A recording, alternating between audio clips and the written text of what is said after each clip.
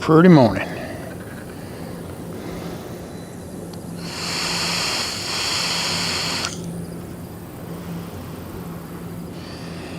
Hey folks, welcome back. Another edition of Somewhere Down Range. Your buddy Brad, and I'm back out here today, out here in the back side of the range with the old Mossberg M590A1 Retro 12 gauge maggot blaster. And today I want to talk about a little something I did to kind of help improve an issue that crops up anytime you try to mount optics on a weapon that doesn't have a traditional stock with a cheek piece or a riser. Now, if you recall, I put that Holosun on there, going heads up, and man, it does a good job. And you can just swing it up. It's right there. But you don't get a cheek to stock weld like you would if you're running iron sights. And that's no biggie with a 5.56, an M4, an M5, 300 blackout, 760. Something that doesn't have a whole lot of recoil, but with something that has a little more kick to it, like a 12 gauge shotgun with Magnum number 4 buck or slugs, it's a little bit of an issue because you do have more recovery time between shots because all those stocks on your shoulder and the top of the stock is barely touching your jaw. That's not as firm, steady, and repeatable a point of contact as having a good cheek weld that can stay in place. Well, now I thought to myself, how can I alleviate that? I come up with a little different thing, and then the light bulb come on, bing! Brad, your precision rifle has just a ticket sitting on the back of it. You put it there for the same reason, because you've got high optics with long objectives. I'm talking about the Bradley Cheek Rest from Bradley Cheek Rest up in Oregon. Now, this is not a promotional ad. I have not been compensated in any way. I ain't got no free stuff. Ain't nobody paid me any money. I'm just letting you know about this. I can't feature everybody doesn't know, but they are handy as pocket on a shirt when it comes to weapons that have sighting systems that are out of the box as far as the normal standard for what came the way the weapon was born. So let's talk about that in a minute. I'm going to show you what I'm talking about. Stand by.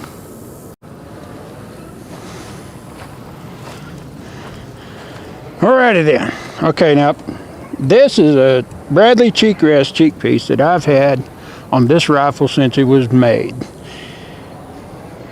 I'm looking at over probably 3 years, maybe 2. I think it's around 3 years. And because I started building this in 2020, this piece has served me well. It's got a nice granite pattern to it. The guy's got dozens of different patterns and some different styling depending on the weapon you're needing. But it's done a great job for me. Now, I decided I needed to go ahead and try one, but before I called him up, I took this one off, put it on there. By God, it worked just fine. So I put it back on there, got on the phone with Brad, and we're no relation, but it's a damn fine name nonetheless. Called him up, had been looking on his website, saw this new pattern he's got called the Black Tracks, and it's more or less like the old leather basket weave, but it's got a really good surface on it, and it looks really, really cool when it blends with that heat shield on the barrel up there. But man, this thing comes with the straps out of the bag, ready to go. It gets that cheek weld that you want so badly to keep repeatable accuracy. So, like I said, this ain't a promotion. Ain't nobody paid me for it. I just wanted to give you guys a quick look at it, see what you think. Let's go ahead, get the camera spun around. I'm gonna get out there in front of it, and if you remember watching the last video, you know, I like to bounce that helium jug, and I'm going to do that again, but this time I'm going to have this on the shotgun, and we're going to see if I can get a little bit faster on the interval between shots. So stand by, let's check it out. All right, got my favorite little toy set up there, and got some number 4 buck in here. Now, the last time in the last video I shot this, I was bouncing pretty good. My timing on shot to shot was basically as fast as I could pull the trigger, work the action, reacquire the sight picture, pull the trigger again. Let's see if it doesn't speed up just a little bit. I'll check the back footage on that one, and then we'll check this one and see if that doesn't help some. Now, the last time I did this, I ran 5 rounds. This time I'm running 6. So, let's see what kind of results we get. What do you say? Alright. Bradley cheek piece in action. Alright, stand by.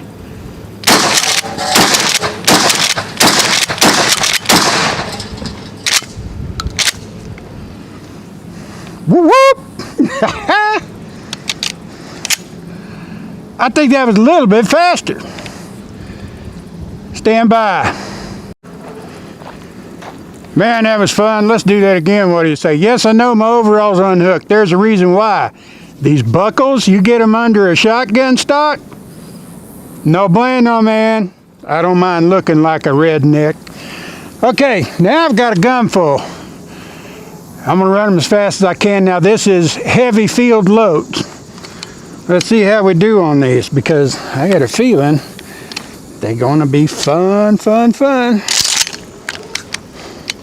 See how fast we can run these.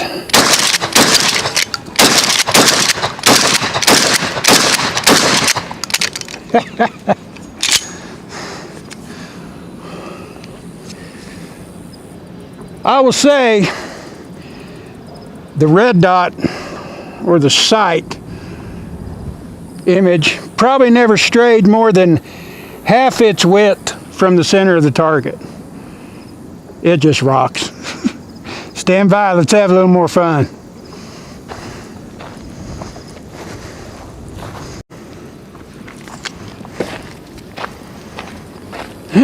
Alrighty then, you might have noticed on that last run my cadence was kind of stuttering.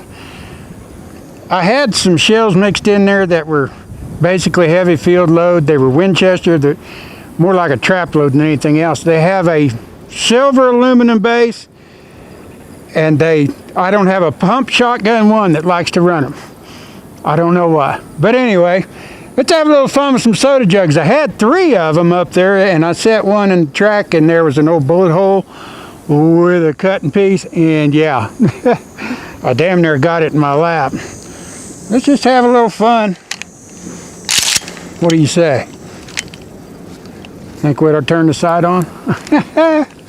I like the way though that it just,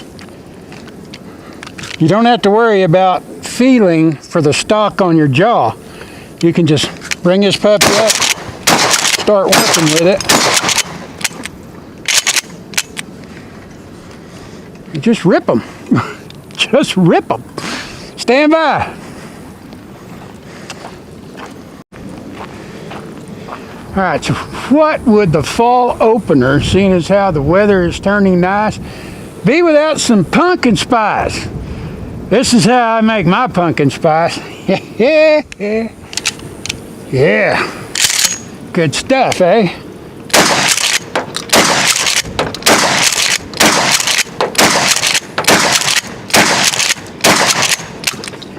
You got to make sure you get a really good mix. Stand by. Alrighty, folks. One last thing to check.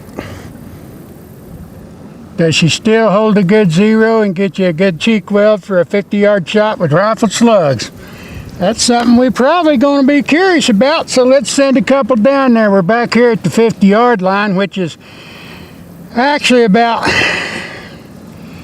15, 17 yards beyond the distance I zeroed this weapon for slugs. But if we get some drop, that's all right. Gonna be shooting at that really dark steel silhouette hanging there with the orange dot on it. Let's see how she does. What do you say?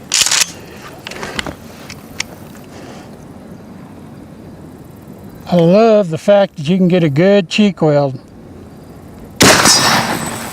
Well, the orange paste ain't on it no more.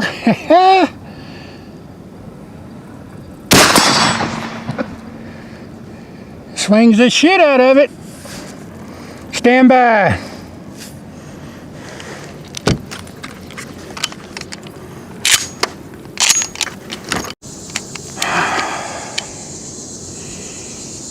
Hell yes, I like it. Let me tell you something, folks. When it comes to keeping everything up on there, getting that good 4-point connection, gee, you can't hardly beat that. Now, you'll notice in the last videos, I did okay with it. You know, I'm running it, I'm not getting a cheek weld, but I'm doing it. But you have to think about it. You have to work at it. Now, when you're out there playing, effing off, no biggie, but if you need to do it under pressure, it's really nice to not have to think about it. Know what I mean? All right, so like I said, this ain't no promotion. I'm just showing you what I decided to do in utilizing a accessory device that I have utilized more than once on occasion and really, really do appreciate the way it works. So, I think I'm gonna go home and give her a bath, swab her out, you know, make her happy, get her pretty again, and I hope you folks enjoyed it. I hope you had fun. If you've got some issues because you're using a weapon, whether shotgun or rifle, that's got heads-up displays, rifle, you know, something like that, this might be exactly what you're looking for, because it damn sure works for me. Those two slug impacts on that steel plate about that far apart, and the orange dot left the target on the first shot. So yeah, I like it. It works fine. It's absolutely going to stay on the back of this shotgun. I can guarantee you that. Well, I hope you had fun. Hope you learned a little something. And like I said, this is no promotion. I ain't paid. Bought that with my own money. Like I do everything on this channel. I don't monetize and I don't ask people for money. I do this for the fun I get out of it, the enjoyment, and I get to go out and do what I need to do on a regular basis. Stay in practice. So, you folks have a great weekend. Enjoy the game, whichever one you're watching, and I'll be seeing you real soon somewhere. Downrange. Bye.